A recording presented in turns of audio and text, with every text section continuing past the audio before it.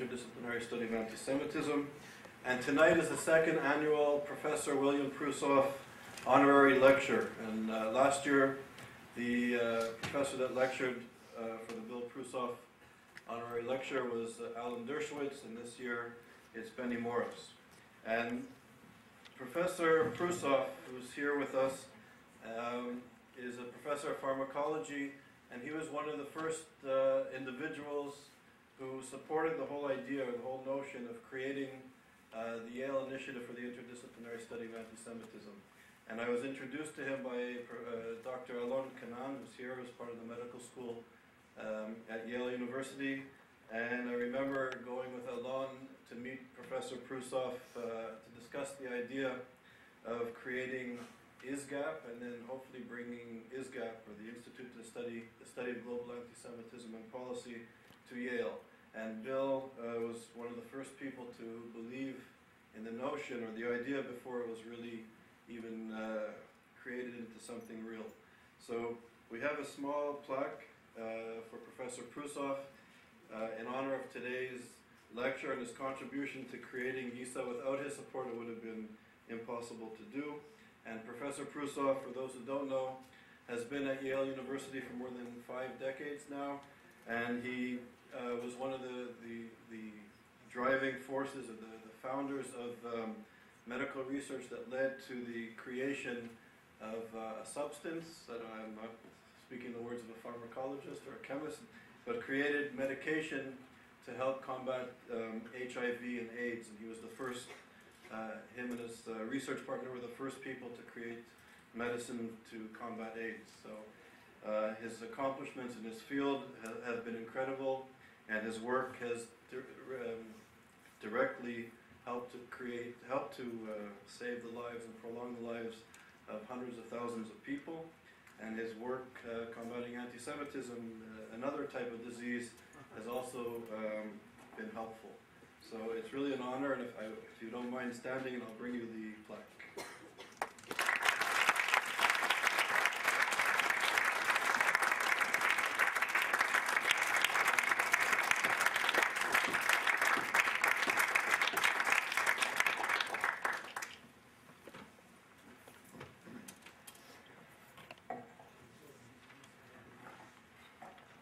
So thank you very much. And also, on this occasion, I'm going to present the plaque on behalf of YIISA and everybody who's a part of the Yale Initiative's Interdisciplinary Study on Antisemitism, the researchers who are here and our colleagues, to Benny Morris on this occasion. And there's, I'll introduce you in your lecture in a second, but all of the work that you've done in the pursuit of truth in a very complicated and complex part of the world, and with its history and its current situation, has obviously been impressive, and your current work over the years, especially combating radical forms of hatred and the demonization of groups of people.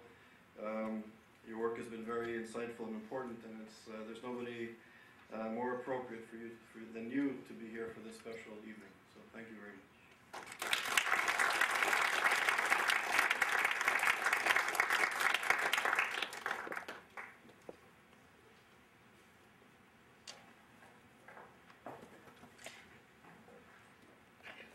Okay, so very briefly, so tonight's lecture by Benny Morris is entitled 1948 as Jihad.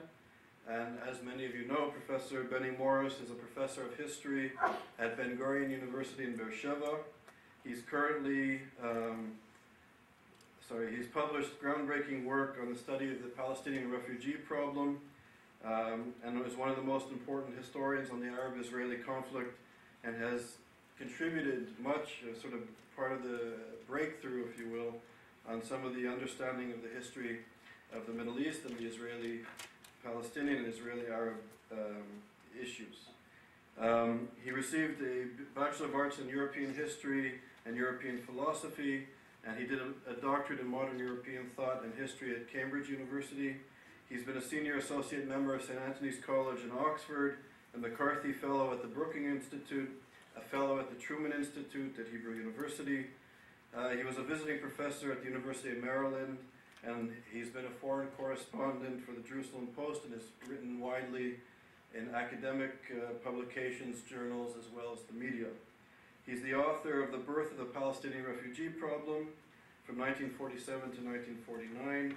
He's the author of The Birth of the Palestinian Refugee Problem Revisited, which was published in 2004. He wrote a book entitled 1948 and After, The Israelis and the Palestinians.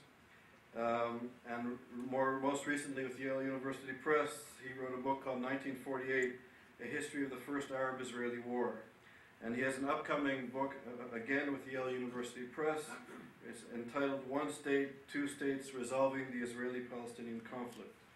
And I must also say that I had the privilege of being with Professor Morris in Vienna and Berlin recently, where there was conferences dealing with the issues of Iran and its incitement to genocide and the potential of a nuclear energy program that the Iranian regime, the revolutionary regime, is pursuing, and the politics of hate of not only the Iranian regime but its non-state actors of Hamas and Hezbollah. And Professor Morris has been a leader in dealing with these issues and bringing about public awareness to them. And I just literally came back late from Israel, where I was a guest at the Iranian Center, the study of Iranians, the Center for Iranian Studies at Tel Aviv University, where I gave a lecture yesterday and was visiting with other scholars dealing with these issues. So the work of Professor Morris is timely and of extraordinary importance, so it's really an honor that you're here this evening. So, Professor Morris.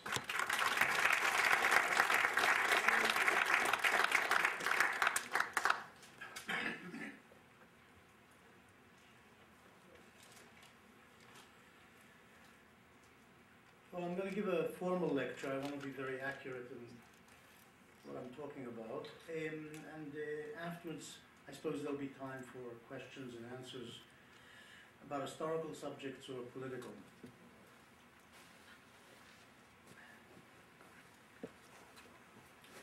In 1948 is Jihad. Midway in the first Israeli-Arab War, in August 48, Emil Ruri, a member of the Arab Higher Committee, the cabinet of the Palestinian Arab National Movement, blamed the Arab states for creating the Palestinian refugee problem. He argued that the Arab states had pushed and cajoled the Arabs of Palestine into launching hostilities against the Jewish community in Palestine, then known as the Yishuv, in defiance of the United Nations Partition Resolution, while the Palestinians were disorganized and unprepared for war, and they themselves, the Arab states, had launched their invasion of Israel in May 48, while disunited and insufficiently prepared. The war had resulted in the creation of the refugee problem. He rejected a solution of the problem by way of repatriation, arguing that the Jews would then hold them hostage, the refugees, and torture them severely. Ruri assumed that a refugee return would be achieved through negotiations with Israel, and an agreement so achieved would mark the beginning of Arab acquiescence in Israel's existence. We must inculcate in the heart of every Arab, he said, hatred for the Jews, and we must renew the jihad against Israel. The refugees, he concluded, would return to their places only after Palestine was reconquered. Months earlier, in January 48, just after the start of hostilities, Mati el-Murannam, a head of the Arab Women's Organization, the female arm of the Arab Higher Committee, told an interviewer, the UN partition decision of 47 has united all Arabs as they have never been united before, not even against the Crusaders. A Jewish state has no chance to survive now that holy war has been declared. All the Jews will eventually be massacred. Mrs. Murannam, it should be noted, was a Lebanese Christian who had married a Palestinian Arab and moved to Jerusalem in the 1930s. Following the pan-Arab invasion of Palestine in May 48, the Saudi regime organized jihadi festivals around the kingdom, in the towns and oases, to mobilize volunteers for the war in Palestine. According to Madawi al-Rashid, an expert on Saudi Arabia, in 2 days, 2,000 men were registered, and it was said at the time that 200,000 were ready to perform jihad and sacrifice their lives. As it turned out, only several hundred were eventually dispatched to Palestine. The Saudi religious authorities, the ulama, played a major part in the mobilization for jihad. The call for jihad also vibrated throughout the Maghreb, and thousands of Moroccan, Algerian and Tunisian Muslims in the spring and summer of '48 set off to fight in the hills of Palestine, though only a few hundred actually reached the battlefields due to French, British and Egyptian interdiction along the way. Historians of '48 have tended to view the first Arab-Israeli war as a milestone and turning point in a national struggle between two peoples or ethnic groups, the Jewish Zionist and the Palestinian Arab collectives, over a piece of territory called the Land of Israel or Palestine. A cull through the available documentation, essentially through Israeli and Western records, points to an additional and perhaps important aspect, and for some of the Arab participants in the war, a dominant aspect, namely the religious face of the war. In light of the available records, it would appear that many of the Arab participants in the '48 war saw that onslaught against the Yishuv, or Israel, as a holy war, jihad against a foreign infidel invader. It is possible that the opening of the Arab state archives and a thorough troll through the press of the region stretching from Yemen to Iraq to Tangiers will only reinforce the impression that the political and military leaders of the Arab states and the street in Cairo and Baghdad and Marrakesh and the soldiers who actually fought in the war saw it as a holy war, and not only, or perhaps even not mainly, as a nationalist war between two national movements. Several methodological problems arise here. The first and most obvious is that the archives of the Arab states, of the main Arab political parties, royal courts and armies are all closed. All the Arab states are dictatorships of one sort or another, and dictatorships do not open archives. This means that anyone interested in understanding the Arab side in the '48 war is forced in the main to view it through Western and Israeli documentation. The second problem is that of trying to work out what the bulk of the Arabs, the masses, civilians and soldiers actually thought in 1948. There were few, if any, opinion polls, and again we are talking about authoritarian states, not democracies, and states in which the vast majority of the populations were illiterate. For all intents and purposes, the masses do not speak in the documentation which exists. Occasionally a newspaper or leader will refer to what the street thinks, but that is all. We have no records, or almost no records, about what the masses thought or felt, certainly not from their own pens or mouths. The problem of lack of free expression also pertains to the more literate, numerically small middle and upper classes. We don't really know what they thought or felt. And when an Arab leader describes the ongoing war in '48 in terms of jihad, does that prove that we are dealing with a jihad or even a jihadist mindset? Is it possible that the term was used insincerely by this or that prime minister or king, attentive to the presumed will of the street, or to appease religious and political radicals? We do not have protocols of cabinet discussions, diaries of government ministers and kings, or the internal correspondence of the leaders. A third problem arises from the political culture, or the culture of discourse, that characterized and in some way still characterizes Arab governments and countries where there was and is no real separation between church and state. Often the rhetoric of politicians, the description or explanation of this or that policy or practice, will be couched in religious Islamic terminology. What we can say for now is that the historian must recognize that all his conclusions in this sphere must remain tentative until the Arab archives are opened, and it is possible, if that apocalyptic event ever takes place, that we will still remain largely in the dark about the question I am dealing with, partly because the question itself is one of mindset rather than concrete fact. And we are speaking of the mindsets of many millions of people rather than those of a coterie of politicians. All I can say for the present is that the historians and students of the Arab world in '48 should treat seriously what the available records are telling us about what certain people in the Arab world thought and said, and not abruptly dismiss their utterances just because they do not match the contemporary historians' or students' historical and political views, preferences and prejudices. And when 1948's Arab leaders, religious, military and political, tell us something, we should pay attention to what they are saying. Perhaps they are giving voice to a major truth. The history of the Islamic world is studied by holy wars against infidel peoples and polities. The rise of Islam was characterized by an enormous, aggressive, jihadi wave in the 7th and early 8th centuries, which saw the Arab conquerors sweep over the Middle East and North Africa as far as Spain and southern France. A second eruption of jihad, defensive in nature, occurred in the Middle Ages when the Muslim warriors contained and then drove back the Crusaders and destroyed their kingdoms in the Levant. A third aggressive wave of jihad occurred in the early modern period when Turkic armies from the middle of the 15th century until the end of the 17th century assaulted the Balkans and Central Europe, reaching the gates of Budapest and Vienna. Today we are in the throes of the fourth wave of jihad, and there is a dispute in the West about whether to attribute it to Islam as a whole or just to radical Islamists. A wave directed against the West and its promontories around the world, stretching from the Philippines and Mumbai through East and West Africa, London, Madrid and the Twin Towers in New York. At the center of this wave are the wars against infidels in Afghanistan, Iraq and Palestine. One can view the current jihadi wave as aggressive or defensive. There are strong arguments for both positions. Be that as it may, it is possible that in several hundred years' time, the war between Arabs and Jews in 1948 will be seen as the beginning of, or at least a major milestone in, this wave that confronts the West in our time.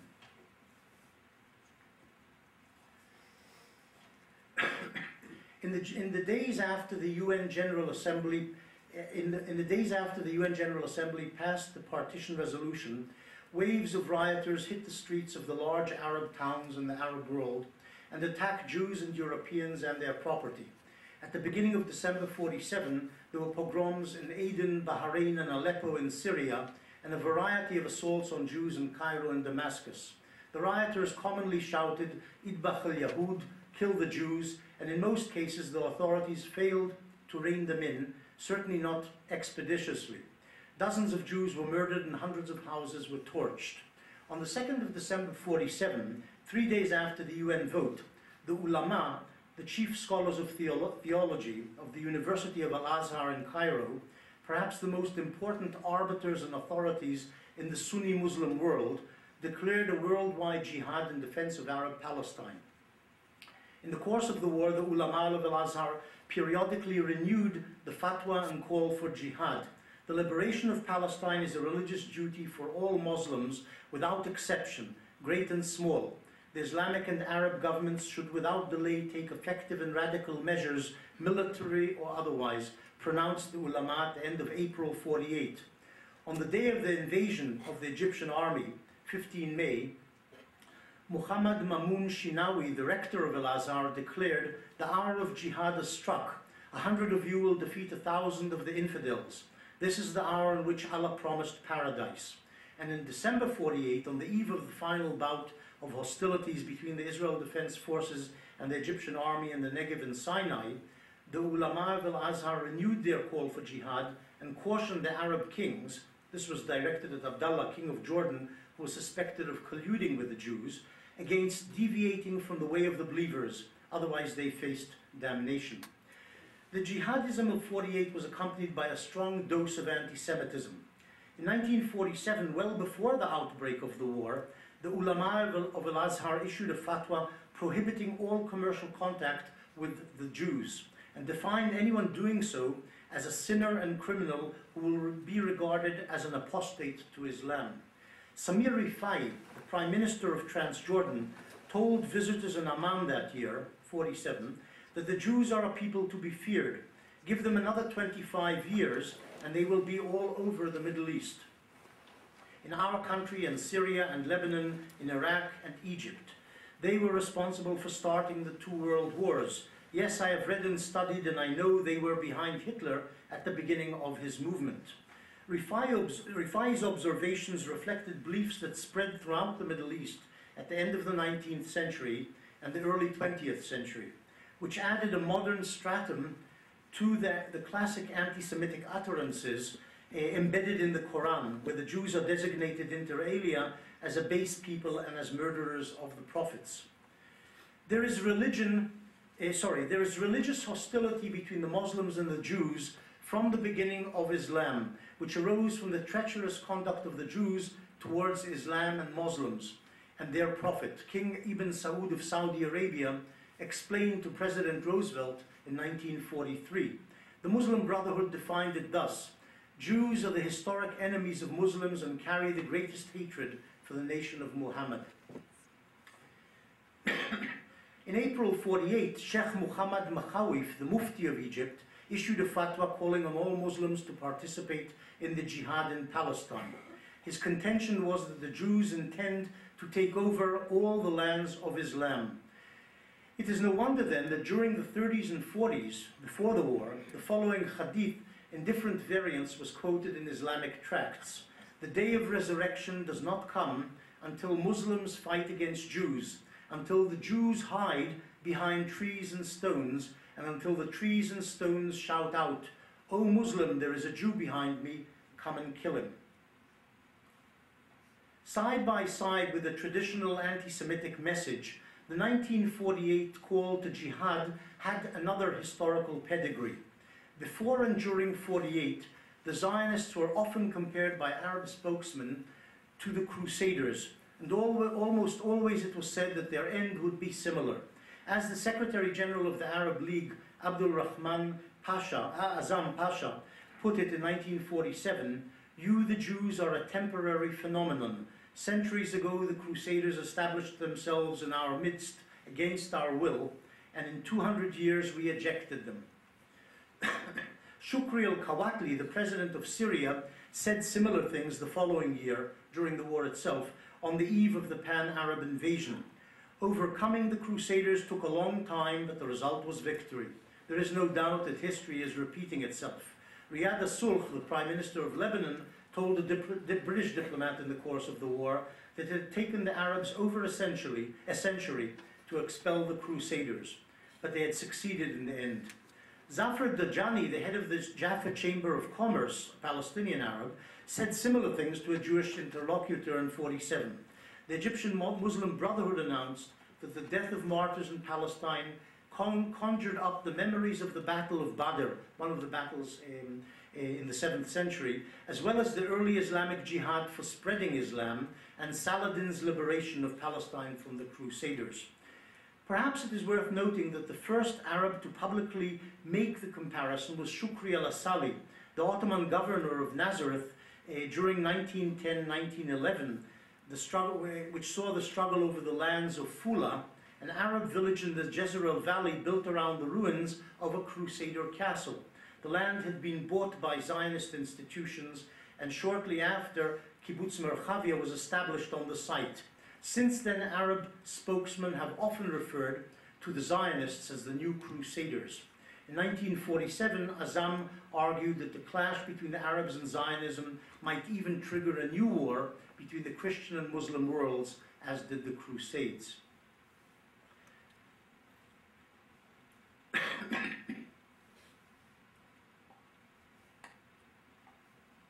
The banner of jihad was raised aloft, or at least mentioned, with regard to the Yishuv already during the decades before 48. In March 36, the Speaker of the Iraqi Parliament, Saeed al-Hajj Tabit, while on a visit to Palestine, called for jihad against the Zionists. A decade earlier, Hajj Muhammad Saeed al-Husseini, the Mufti of Gaza, issued a fatwa against land sales to Jews, arguing that as a result of Zionism, the Jews had lost their status as dhimmi, or wards of Islam, and any Muslim or Christian who helped them would be regarded as an apostate or infidel. In 1935, the first ulama, or gathering of Muslim religious scholars in Palestine, issued a similar fatwa. During the Palestine Arab Revolt of 36-39, the discourse among the rebels, to judge by their publications, was often religious as well as political nationalist, and the struggle was seen, at least in part, as religious. Indeed, the 1936 announcement of the establishment of the Arab Higher Committee, the leadership body of the national movement that in effect orchestrated the revolt, included the following typical sentence: Because of the general feeling of danger that envelops this noble nation, the Palestinian Arab nation, there is need for solidarity and unity and a focus on strengthening the holy national jihad movement. Preachers in the Nablus area were prominent among those mobilizing the population for combat during the revolt. Therefore, it was no surprise that when the Arab peoples launched their assault on the Yishuv in 1948, the campaign was regarded by many as a jihad and was reinforced with fatwas by the religious leaders embracing holy war. And it was to be expected that the Arab leaders would fall into step. Both King Farouk of Egypt and his foreign minister, Ahmad Khashaba, said during the summer of '48 that for the whole Arab world the struggle was a matter of religion. It was for them a matter of Jewish religion against their own religion. According to Farouk, the Arab masses were gripped by widespread religious fervor, and men were keen to enter the fray as the shortest road to heaven. Even Abdallah, king of Jordan, the most clear-headed and pragmatic of the Arab leaders, adopted the language of holy war when on 14 May he addressed his troops about to cross the Jordan River into Palestine. He who will be killed will be a martyr. He who lives will be glad of fighting for Palestine. I remind you of the jihad and of the martyrdom of your great-grandfathers. The defeat of the Arab armies failed to reduce the fervor of their spiritual guides. In December '48, the ulama of Al-Azhar renewed their call for jihad, addressing the Arab kings and presidents and opinion makers. They reiterated the need to free Palestine from the Jewish gangs, proclaiming that the Arab armies had fought victoriously in the conviction that they were fulfilling a sacred duty, and those who failed to undertake jihad would be damned. Let me conclude by saying that all I am doing here is suggesting a lead. I have not thoroughly and fully studied and searched the records, and what I am suggesting is not the fruit of systematic, thorough research. But perhaps what I have found will prompt others to look more thoroughly at the jihadi face of 1948. The Arab archives may be closed, but for a start, one might begin a thorough trawl through the Arab press, from Morocco to Egypt and Yemen. Such a trawl will help substantiate what I am suggesting here, or not. In any event, it will be worth the effort.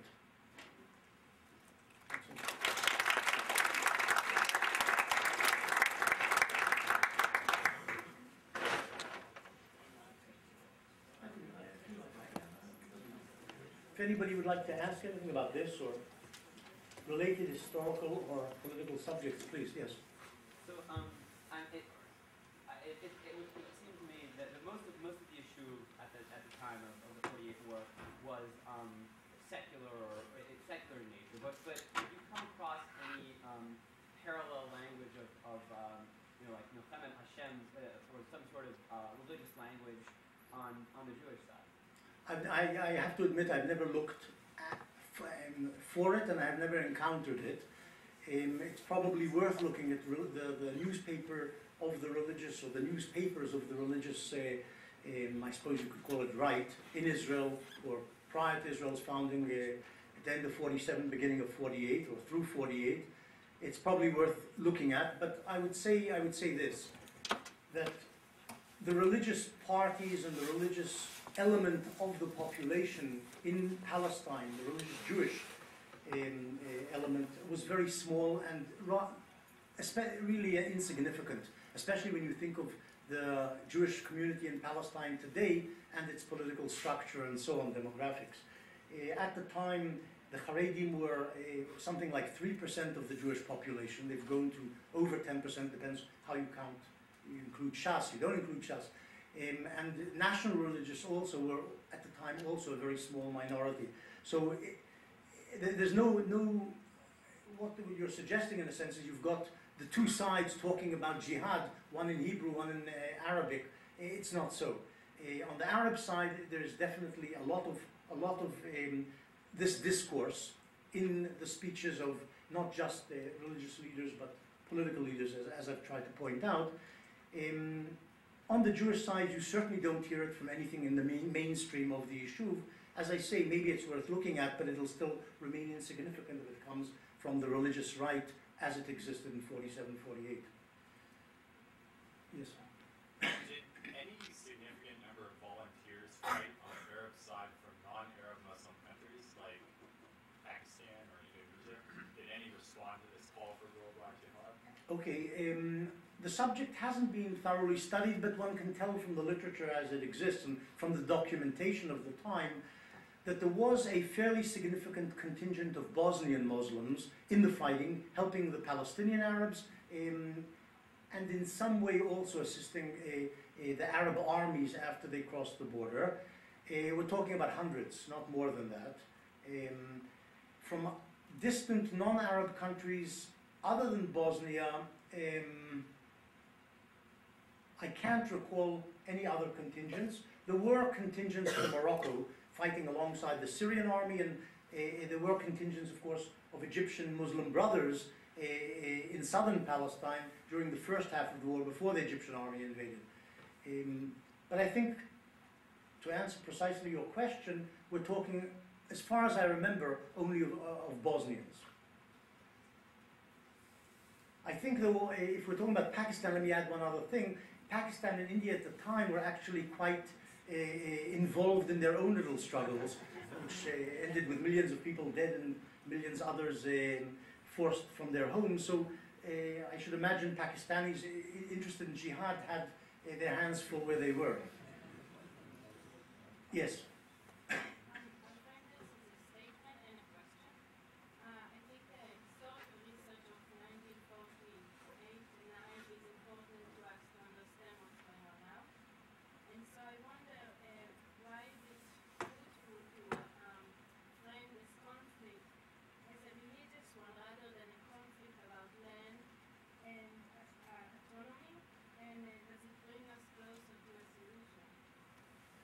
And the question was about whether 48, 49, or maybe it's an assertion, what happened in 48, 49 is, or 47, 49 is important to the current situation.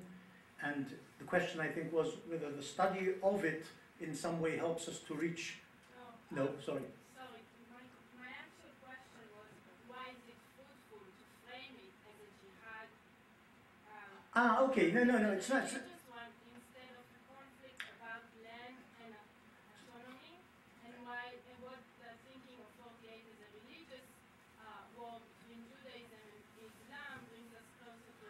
Okay, the question, sorry, I misunderstood it. The question is, why is it helpful to frame the 47, 48, 49 conflict as religious rather than nationalist if we are looking towards some form of solution?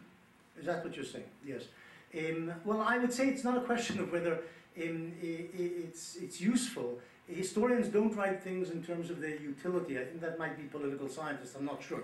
But historians write in order to illuminate the past. And if there was jihadism in the motivation of Arab soldiers, to some extent at least, and Arab politicians, to some extent at least, in launching and fighting that war, you study it and you put it on the table, whether or not it's useful or otherwise for current political discourse or solving the problem. I'm not interested in utility, I'm interested in the truth. It's a different subject. Yeah. No, but I want to follow up on that question. I think as a historian, the task of a historian is to present the whole truth. And I think the way you are presenting is a partial and perhaps a distorted understanding of what actually happened in 1948. I mean, one has to see it in the context of what was happening in Israel, with so many of the Arab Palestinians being evicted, being massacred, being thrown out. And I think if we miss out that dimension and just stress it as a jihad, we are really not fulfilling our role as historians of looking at the whole picture. And if we just stress the jihad aspect, then I'm afraid it's that we as historians, we can't escape the repercussions of our work on current situation. Okay. And I think, I've got that. I'm always interested in advice. But actually, I wrote several books on the subject you just mentioned, what happened to the Palestinians, their eviction, massacres, and so on. And the book on 48, which I recently published, it covers those subjects, or those aspects of the 48 war as well, quite prominently, in fact. But what I'm saying here, this is a lecture not about the whole of the 48 war in its various aspects. It focuses on one aspect of the 48 war, which has been ignored by historians in the past, and I think it's worth illumination and maybe even emphasis. Without doubt, the war had other aspects, as I said, and I've covered them. And if you want to ask any specific question about what happened and why Palestinians left or were evicted, what massacres occurred, etc., I'm certainly willing to answer it. Sure. It does seem as if your presentation of these statements by different leaders of Arab nations at the time is not being contextualized, however. In other words, you are not describing the specific occasion upon which they said these things, what the statements are in response to, etc., who they are speaking, whether they're speaking on the radio, whether they're speaking on an address. So in this case, I think it is very necessary to provide this information. Okay, no, it's a different type of information, but I can certainly contextualize. The context of the things I talked about, which happened in the statements made by Arab leaders, Arab religious leaders, and so on, in the course of the 47-48 war, was the war itself. That's the context. The beginning of the context, let me elaborate. Maybe this will satisfy you more. The beginning of the context was the United Nations partition resolution of the 29th of November 47, which suggested that the solution to the Palestine problem should be one of partitioning the land into Jewish and Arab states. The Jews, the mainstream of the Jewish community, its leadership accepted this resolution. The Palestinian Arabs and their brother Arab leaders in the Arab countries neighboring Palestine rejected that resolution. They rejected the will of the international community and then went to war in 2 stages against the Jewish community in Palestine and against the Yishuv.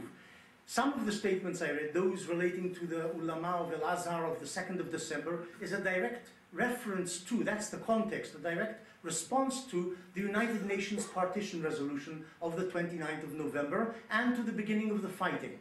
And the idea that the Jewish state should be established in Palestine. The statements I read relating to April from the Mufti of Egypt and the ulama of Al-Azhar again from April 48 relate to the impending invasion on the 15th of May of the Arab armies, including Egypt's army, and that's what actually happened. It in fact gave them the sanction, provided them with the religious sanction for the assault on Israel. That's what it's about. That's the context. You may not like the context, you may have a problem with the context, but that's the context. I don't have any problem with the context, I just believe that the context should be mentioned when you state. Well, I did try to suggest that the invasion was on the 15th of May, the statements were April, many of the listeners here might have actually connected the events, but I think those are the contexts. The 2 stages of the UN resolution and the 2 stages of assault on the issue. Yeah. We ended the war at 1948. Did we also ended the jihadi concept that maybe didn't appear in the other more future conflicts between Israel and the Arabic countries? Okay. The question was whether the calls for jihad and the jihadi context was repeated in Israel's later wars. And the simple answer, if you're asking me, is that I don't know. I haven't researched that, so I won't answer it. I don't know. And maybe some work has to be done about that. I just don't know. So the concept of jihad, as far as you know, didn't ended up at 1948? I don't know. I haven't studied the material.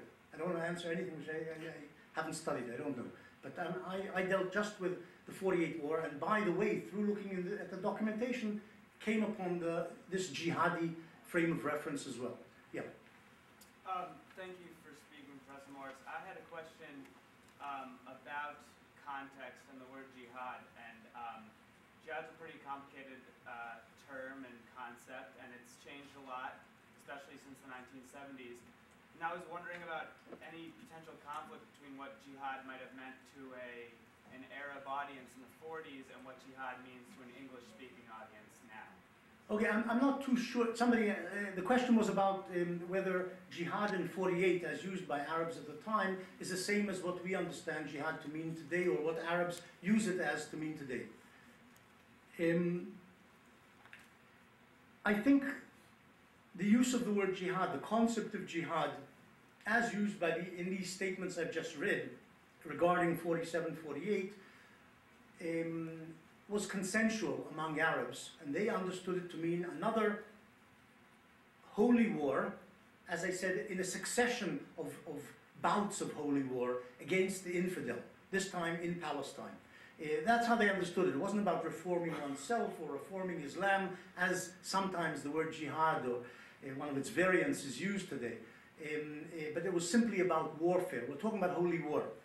I'm not too sure that most Muslims and most Arabs today also don't use the word jihad in the same fashion. In other words, I think most of them understand when they talk about jihad, unlike some of their interpreters in the West, they know what they're talking about, and they're talking about what I am talking about here, holy war. It could be that there are some Muslims and Arabs who also use it in some more spiritual and internal way, but I don't think that's how it's commonly brandished in the Arab world even today.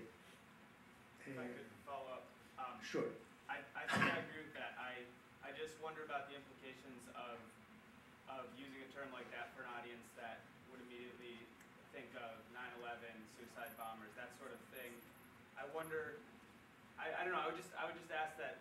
I would just ask you: are you addressing that in your work when you talk about this term? I've read No, not in the word. I was speaking about jihad in 47, 49, and I don't address the future in that book. That is the later decades. I address just what happened in 48, 47, 49. It could be that in a future work I'll try to contextualize the use of the word jihad and the doctrine of jihad in 48 in a wider chronological framework, but I haven't done that yet. Yeah. I'm curious whether you would call this a defense of jihad, or in your earlier characterization, is it aggressive, offensive, defensive, offensive? In your work in 1948 that I've read, your earlier work, you described in detail how the Israeli army had an offensive idea in mind. And I'm sure that this was known to the Palestinians and Arabs then. So how would you characterize this use of jihad? The question was whether the jihad of the jihadi initiative and understanding of jihad in 47, 48 was defensive or offensive in nature. Incidentally, Islam, traditional Islam interpretations of the Quran and the idea of jihad occasionally refer to this distinction between defensive and offensive, though usually the Islamic interpreters of the Quran, the mainstream, accepts the necessity of offensive jihad, of spreading Islam, not in defense against an infidel incursion or invasion, but in spreading Islam. God's will is that Islam be spread through warfare, also through proselytizing and other methods, but also through warfare, and that's the command of God. So it's in Islam, that's the accepted version of jihad, though there were people who tried to make, in the interpretations in the Middle Ages, some sort of distinction. In 48, and that's what you're asking about,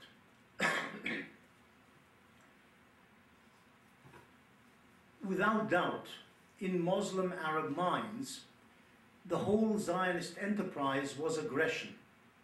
In other words, from the moment the Jews, or the first Jews, stepped off the boats and were carried on Arab backs into the port of Jaffa, and that's how it worked. They got off the boats, which couldn't get into the port because it wasn't built for it. Skiffs came up to the boats, manned by Arabs. The Arabs took them on the skiffs to some point offshore and then carried them on their backs, as Gurion describes his arrival in Palestine in 1906. He arrived on the back of an Arab stevedore, or whatever you call it.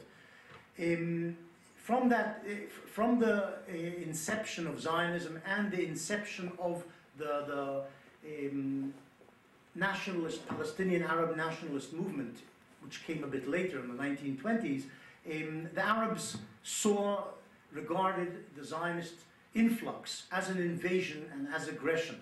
And in this sense, their launching of war against the Jewish community in November, December 47, and in fact the Arab invasions of May 48 by the Arab states were defensive acts.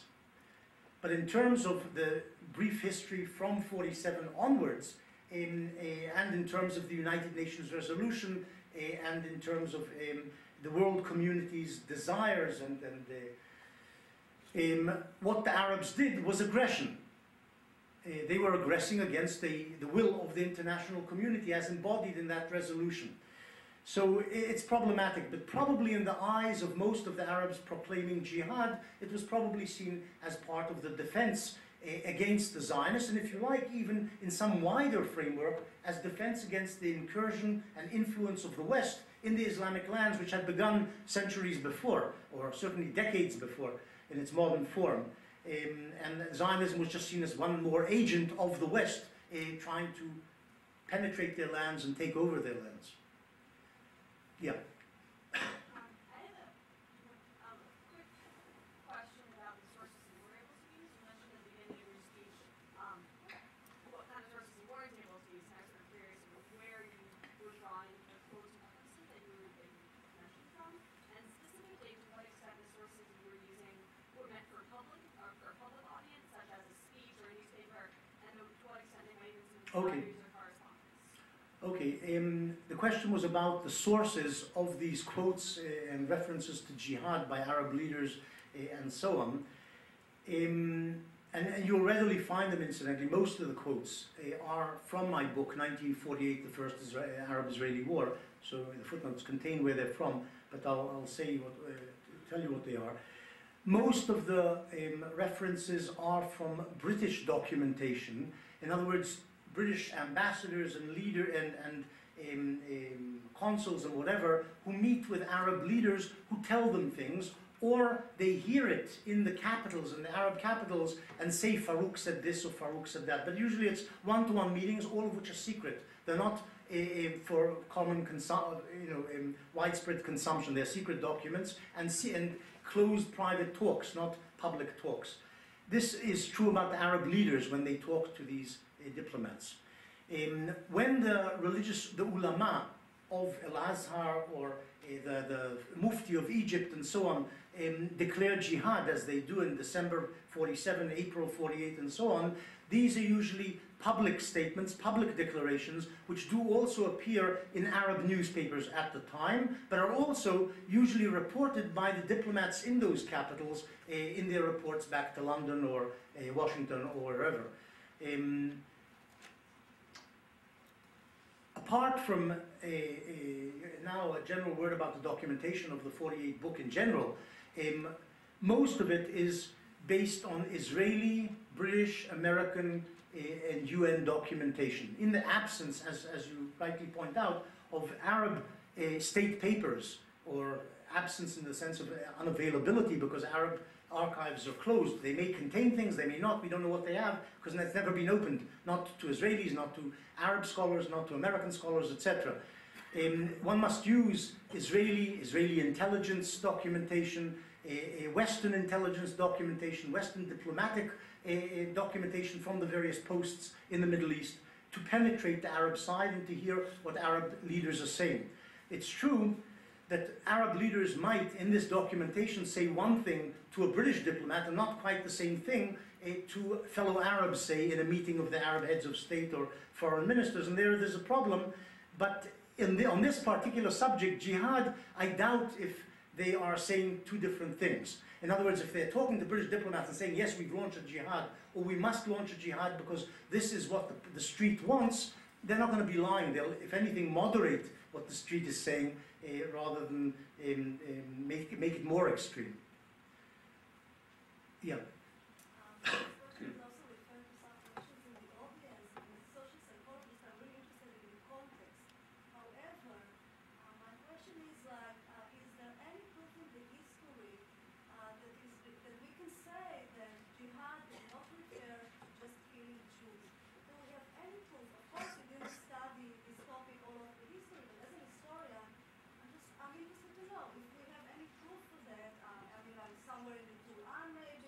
of what? Well, you see, because if we talk about context, we need to have contradicting context. But what we see in history, maybe I'm not an historian, but what we see is that we have all the time, over and over again, we have the same context in different times of the history.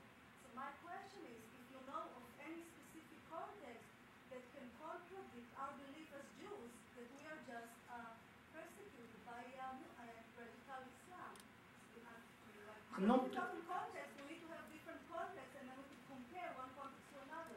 But if we have only one context all the time, then what do we have to talk about? So do you have any, I don't know, maybe in the history you have like one politician who used the term jihad and he didn't mean to kill the Jews? I'm interested to know. I'm not completely sure what the question is. Insofar as I understand what you're saying,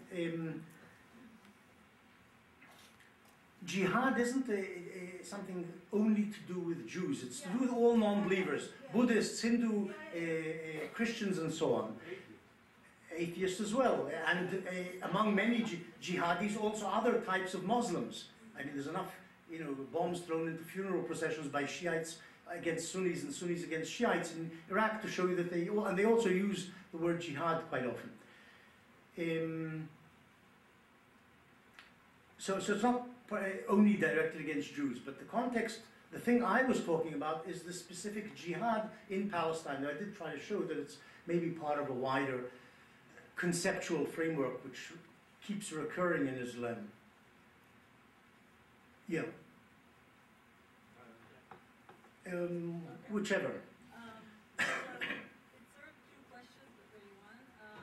So you mentioned the Bosnians fighting. So I was just wondering if they're linked to the SS unit. I know there was in Bosnia 43, sorry. So I don't know. They're sort of coming from there, they're connected somehow. I don't know.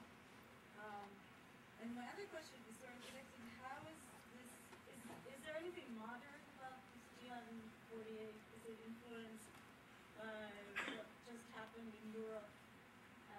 Ideas coming from there, from either Nazi side or even like left-wing terrorism? Because I feel there's these two big ideologies in Europe, and how did they influence what was going on in the East?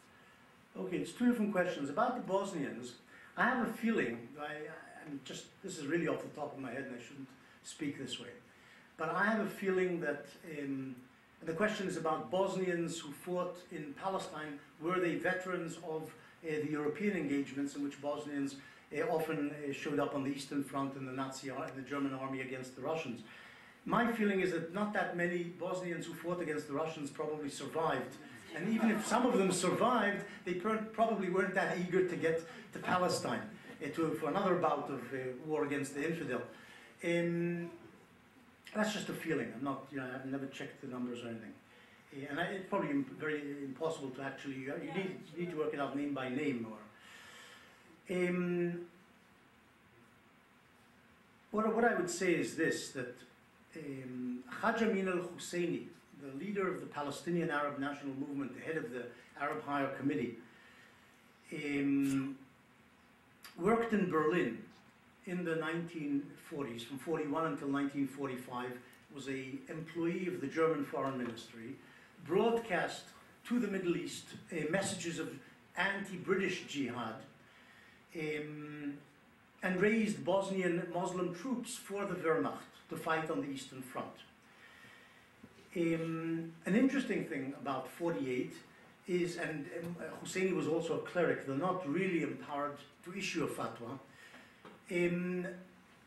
Husseini never actually called for jihad, as far as I know, as far as the evidence I've seen. He never actually called for a jihad against the Jews. I talked about the priests of Egypt and the theologians of Egypt, but I've never seen a quote of Husseini calling for jihad in the battle for Palestine in 48. I've never seen that. Maybe there was, maybe there wasn't, I haven't seen it. The question also was whether there's a connection between the jihadism against Jews in the 48 war and the Holocaust, or the Nazi war against the Jews in Europe. And is there some sort of doctrinal connection between the two. Husseini probably, most certainly knew about the Holocaust, most certainly favored it. He wanted to kill Jews. He was an anti-Semite, and he certainly wanted to kill Jews in Palestine. But whether he needed to make such a connection, I don't know, and I don't think, because jihad was a deeply Islamic concept.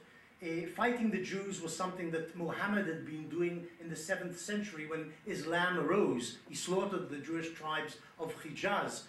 So it begins there, and he doesn't really need the stamp of a Holocaust or European anti-Semitism to add when he wants to go to war against the Jews. And as I say, though he may not have called it jihad, he definitely would have been happy to extinguish Jewish life in Palestine. Yeah. 1948 was at the end of World War II. I feel like if you want to really look at the origins of 20th century jihadism, it would be good to look at the end of World War I and the end of the Caliphate and the experience of Sayyid Qutb in Egypt and the Muslim Ikhwan. I think that there, it's only in the context of those that you're going to really be able to integrate jihadism into the 1948 years. Okay, look, I said before that the jihad against Palestine was understood by many Muslims as only part of a wider jihad or wider push against the West in general and its influences. Talk about the rise of jihadism in the 20th century. Well, you're right. It's been a consistent and growing... The grievances of the Arab community. Yes, the grievances of the Arab world against the West and its penetration and corruption of the Muslim world begins before World War I. It finds in some way some expression in World War I, if you like, in Turkey's proclamation of jihad against Britain in the course of World War I, though the British also called for jihad against Turkey when they raised the Arab revolt of 1916. It was used, the word jihad was used by both sides in World War I. World War I wasn't, in general, an assault on the West by the Muslims. This was only a very small part of it in Turkish minds. So it's not really the context. The context precedes World War I, when there were various people who preached against, like,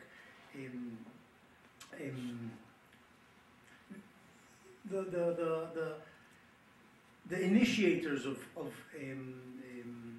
Arab nationalism in its early years, before there were actual Arab national movements, did speak, Rida and others, about expelling the West and about evil influences of the West. World War I in some ways was a gap, or a interregnum in the Arab efforts to push the West out. Because the West was so important and so strong in the Arab world, the British, the French, and the invasions and conquests of Arab lands, there was a sort of an interregnum in this. But after World War I, it arises again with revolts in Iraq and semi-revolts in Egypt and Syria and so on. The word jihad is again invoked in the efforts against the West. You're right that there is some connection, but it's low-key at the time and much less obvious than when jets fly into the Twin Towers. In the context of this, the Zionism becomes a kind of scapegoat. It's not a scapegoat. It's seen as one arm, a branch of the West's assault on the Muslim Arab world. That's how it's seen. Yeah. Two questions.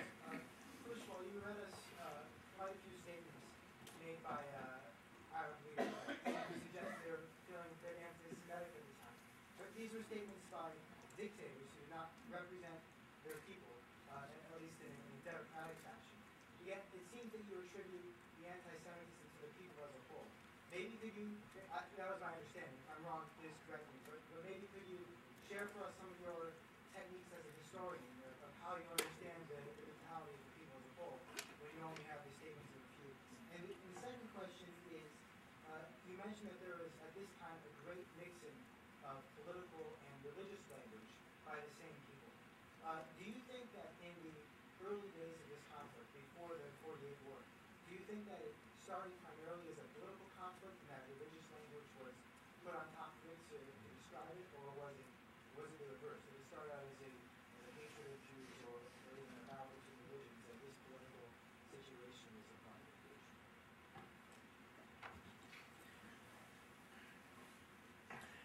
in non-democratic societies, it's difficult to actually know what the people think. And the people may think different things also. What we do know is that Islam, as embodied in the Quran and some of the hadiths, has anti-Semitic elements. There are in fact also philo-Semitic elements in the sense that the Muslims, Islam sees itself as a son of the other monotheistic religions, an heir to, a better heir, a successor, a superior successor, but there is also the anti-Semitic element in the Quran.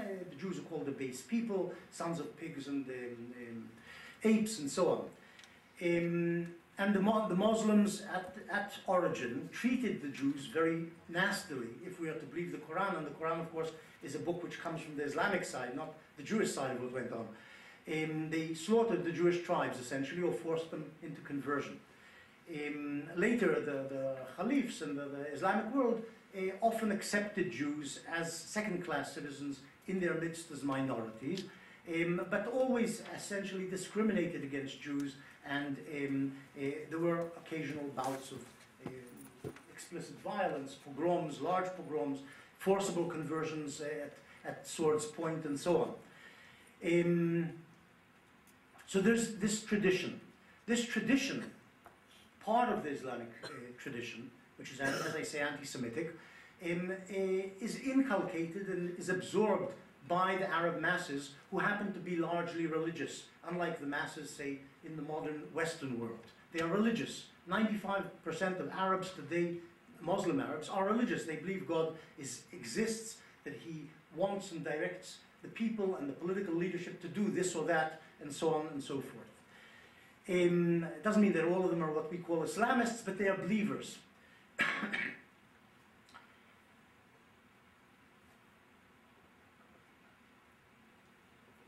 It's not clear how important this anti-Semitism is in the assault on the Jews of Palestine, the Jewish community, and later the Jewish state.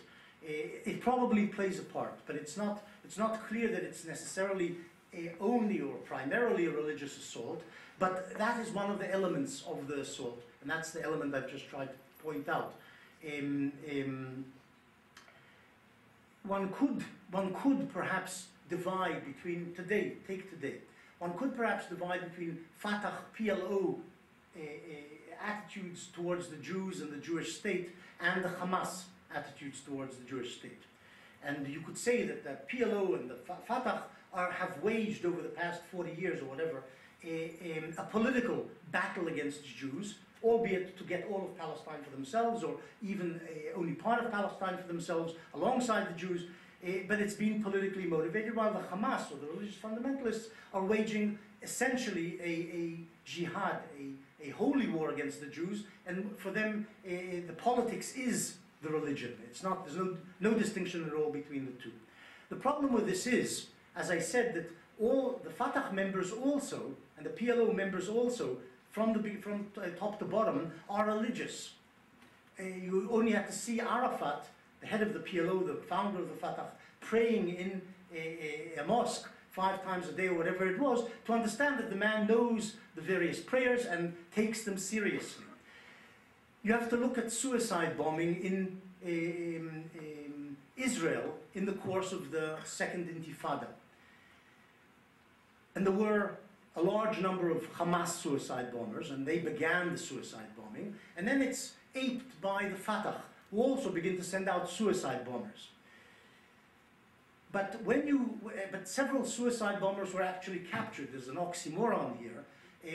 They were unsuccessful. They were captured because they couldn't turn on their belts or whatever it was. And when they were interrogated, the Fatah suicide bombers, they also said they intended to reach heaven and get hold of 71 virgins, or whatever the correct number is. In other words, they were also impelled and motivated by religious motivation, even though they purportedly belonged to a secular movement. So in the minds, what I'm saying is, in the minds of so-called secular Arabs, also, perhaps this is also a religious conflict. That's what I'm saying. Yeah. What do you think your way of praise of the world, the way of praise that you're trying out to do can't hear. Anyway. What do you think that your reappraisal of the role of religious discourse in 1948 perhaps has to tell us about the emergence of specifically Palestinian Arab identities and their sense of their relationship to the rest of the Arab and I don't know. Look, I've never reappraised the subject because I never encountered the subject or thought about it. Maybe I did encounter it, but like most historians, didn't pay note. And then later, recently, began to see there's a subject here. So there's no reappraisal, it's an initial appraisal. Now, what was the second part of the question? Sorry. Can you tell us anything about how Palestinians saw themselves in relation to the rest of the Arab world? Because we're essentially what I understand you discussing here is the delicate interconnectedness and interrelation between a nationalistic worldview, a nationalistic or political organization and struggle, and one which is religious and pan-national. And within the Arab world, these are related, interrelated in very intricate ways that are quite difficult to disentangle. Clearly, one of the things that occurs to Palestinians in the course of between 1930 and the present is that these various identities are coalescing, taking shape and shifting, and some are, at certain points we see them as largely secular, now we're coming to see them as always having been more religious than we thought they were. So I'm just wondering if you think that this research that you're beginning to undertake can also begin to shed light on this sense of what it meant to be Palestinian, to be Palestinian nationalists in 1940. It's very difficult to do this in societies, to study societies in this respect, which are largely illiterate, as the Palestinians were in 48, and they were more literate than the Arabs around. So it's even more difficult in relation to Syrian Arabs or Egyptian Arabs at the time.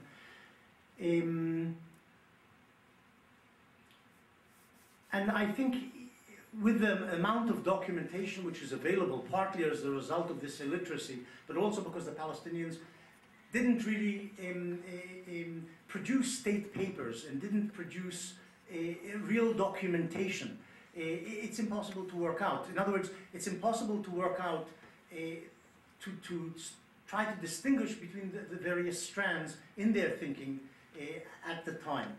What I would say is this, that I think the element of religion and the importance of religion in their national struggle undergoes fluctuation from 1920 onwards down to our day. And there rises and falls in the amount or the quantity of religious input in their nationalism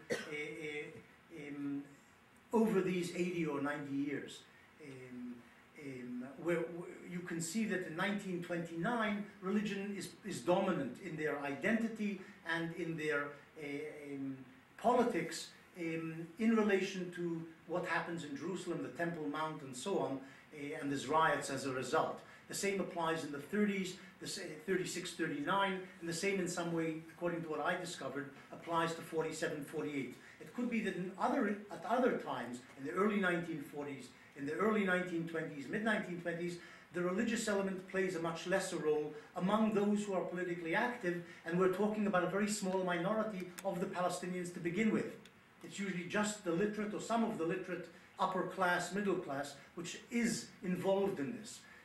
The moment it spills out from simple talk and publication in newspapers and speeches to the streets and to rioting, it's there that you start finding the lower classes also represented in the activism, in the national movement. And at that point, it becomes more religious. Well, what one can also say is that religion and religious discourse is used by the political leadership to mobilize the lower classes to action, because simple politics and talking about a nation state and so on isn't going to get the peasants and the slum dwellers in the towns to actually go out into the streets and kill Jews. But if you start invoking Jewish threats to the Temple Mount and the mosques on the Temple Mount and so on, then you can actually rope in some peasants and slum dwellers to come and riot. So religion also plays this role of mobilization because it touches the chords, it touches the hearts of what can move these masses. Yeah, I don't know if I've answered what you're saying, but asking, but that's the best I can do. Yeah. So I'm just curious about Christians. So Christians obviously constitute an important minority among the Arab population in this part of the world, and that's probably even more true in 1948 than it is today. Certainly that's true for Lebanon. So I'm just curious if you see any attempt by political actors in Cairo or Damascus or wherever, maybe trying to temper or shy away from the language of jihad in order to sort of preserve a kind of sectarian unity or something like that? Okay, I'll say to begin with that I haven't studied it properly. I haven't studied the extent, as I say, it still needs to be studied, the depth and so on of jihadism in the various Arab societies with respect to the 48 war and the problem of Palestine.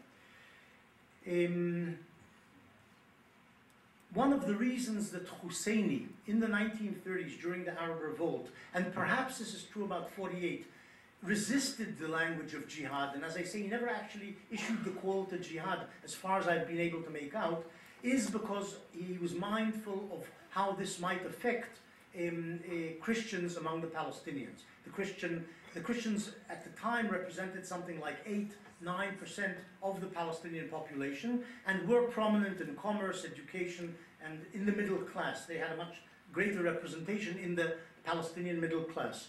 Some of them also were very politically active, people like George Habash later on, and Wadi Haddad and so on, in a way to demonstrate that though they were Christians, they were even more religious than the Pope, yes, more nationalistic than, because usually in the 20s, 30s and 40s, Christians were suspect in the eyes of the Muslim majority, who were the leadership also of the national movement, were suspect of being either pro-British or even in some way complicit with the Zionists against the Muslims and against Muslim Palestinian nationalism. So there may have been some care taken by the mainly Muslim leadership of the Palestinian national movement not to alienate Christians and therefore to be reserved about the use of the term jihad.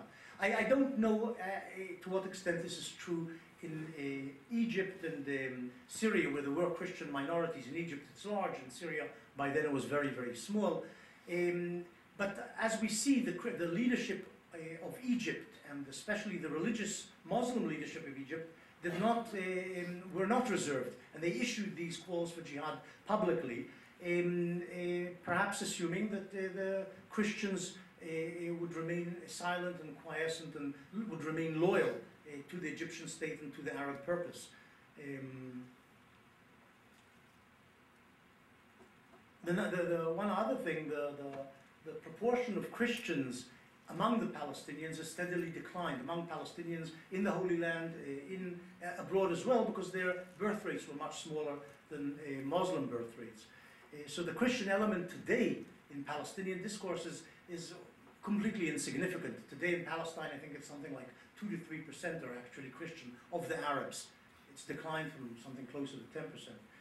And are not really significant, and you don't find Christians anywhere in political leadership of the Palestinian national movement today. I mean, I can't think of a name of anyone who's actually Christian.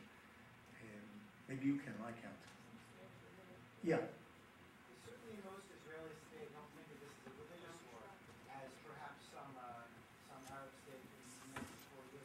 And I think we see, possibly as a result, that Israel has given a great deal of political concessions, given back lots of land at different times for peace, given a lot of political concessions. Are there any religious concessions that can be given other than abandoning Judaism? Is there anything that can appeal to the religious, the sentiments of some Arabs, perhaps? This is a religious conflict rather than a political. Well, as I said, many Arabs do regard it as a religious conflict. Hamas certainly regards it, and they are the most popular political party in the Palestinian national movement today. and they regard it as a religious conflict, and there's no concession which can be made except the immolation of Israel. In other words, Israel must go away. The Jews basically must leave the land to complete Arab sovereignty. That's, I think, the only concession which can be made from their point of view. Okay, sorry. Sort of a multi-part question, some of which has been asked implicitly already by many people, and it has to do with your technique of comparison, so to speak. You said earlier your concern is not with utility, it's with the truth.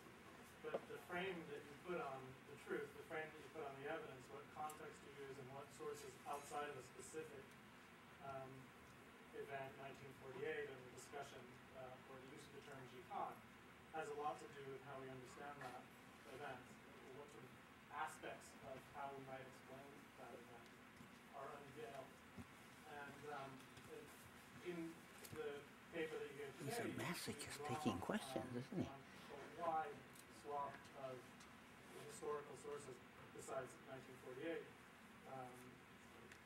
7th and 8th centuries, the Middle Ages, between the 15th and the 17th centuries. Somebody in the audience suggested you might have looked at World War I profitably. You might have looked at the influences at the time from Europe. All these indicate a certain framing that has contributed to what Nepal's characterization of the mindset of jihad. But you might have done it differently. For instance, why is it necessarily more illuminating to look at these particular historical examples that were not contemporary? Okay. For example, I think you get the gist of the question. Yeah, I can answer that if you have. One other thing, the comparison, just to give an analogy, if you had used those sorts of historical comparisons with, say, Christianity, in an attempt to understand a comment made, or a series of comments made that a certain war was just, invoking the idea of a Christian just war, and then look back at what just war meant and the sort of things that Christianity had done and the violent sort of world-conquering orientation, you'd get a particular view of Christianity and just war that might not be so accurate. Okay, no, what I was really doing, I don't think I was even doing it myself. What I was really doing was quoting, or trying to quote and frame what happened in 48 through the quotes of those proclaiming and talking about jihad in 48. They were doing the comparison and contextualization. They were saying they were heirs to the Arabs, the Muslims who had assailed the Crusader states, and they were the heirs to Muhammad's conquest of Hijaz and the Arab breakout from the Arabian Peninsula into North Africa, Southern Europe, and so on. It's true that I did talk, when I tried to give jihad some context, I did talk about the 4 stages, as I see it, of jihadism in Christian Muslim relations since the rise of Islam. But really these things were discussed and cited in the jihadi propaganda and declarations of 1948. It wasn't me doing it so much as them referring to them, I think. And I think that that was their mindset, that's the way they saw it, that they were the heirs to these great conquerors. And I think we should treat them with respect and accept it. That's how they saw things. So one last question and then wrap up. I would like to come back to the point of the lecture, to me, is 48 as jihad. What I think very important and challenging is the point that today a lot of commentators or scholars like Rubin, Daniel Pipes, or Caroline Glick, they are saying, well, it has always been a thought to think about it is a kind of territorial, sociological conflict as Europeans has known conflict for a long time, especially after 1945 or even before. There was a thought of scholarly research in the last decades. And I think it's very, very important what you pointed out, that it was at that time, I mean at the very beginning of what is now called the Israeli-Palestinian conflict, it wasn't really a conflict to entities of people, but it was a conflict of faith. That means it was the ideology of jihad on one side and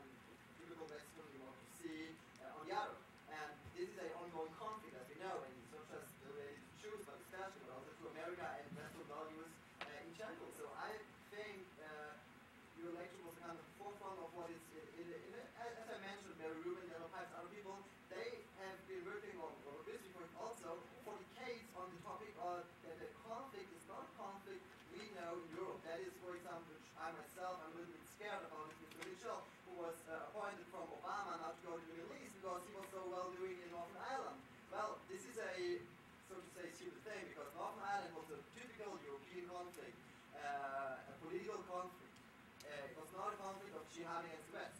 And so to appoint a person like him to solve this really religious and important conflict, which will tremendously important for Israel, might be not the best answer. So I think you point out a very important point for total research on the next years, decades, or even longer. So you want me to denounce Mitchell? No. Incidentally, I'm not sure that you're completely right about Ireland. The reason that the Irish conflict has gone on for the last 500 years, well, one of the reasons for its longevity is the religious element in the conflict, albeit not Muslim Christian, but Christian, Catholic versus Protestant. And that's one of the reasons for its depth and, as I say, for its longevity. You're right. I think the thing you're pointing to, and I think that's is right, is that Westerners have a difficulty, people in the West, Norwegians and Americans also, have a difficulty in understanding the conflict, in understanding the conflict with the Islamic world, or the tension with the Islamic world, as stemming from religious motivations, at least from the Islamic side, because the West doesn't see things in terms of religion. Even though Bush may have a constituency of fundamentalists and so on, that is not what drives American foreign policy or Israeli foreign policy. But it does drive a lot of what is going on in the Muslim world vis-a-vis the West. And Westerners have a problem because the mindsets are completely different. I don't know if that's what you were talking about, but that's... Yeah. Okay. So just to sum up, I just wanted to make two very quick announcements. First of all, on behalf of YIISA, I want to thank Lauren Clark for putting this whole day together. And for those of you who are not on our mailing list, tomorrow afternoon at noon at ISPS, we're having Mordechai Kedar, who's from Bar Ilan University. He's speaking about Islamicism and the social construction of the other. That's at noon. And on Thursday at 4:15, Jeffrey Herf will be speaking about perceptions of Nazi propaganda in the Arab Middle East. And so, on behalf of YIISA, I want to thank Professor Benny Morris very much for coming here this evening, and also to thank William Prusoff for being here as well this evening. So, and thank you.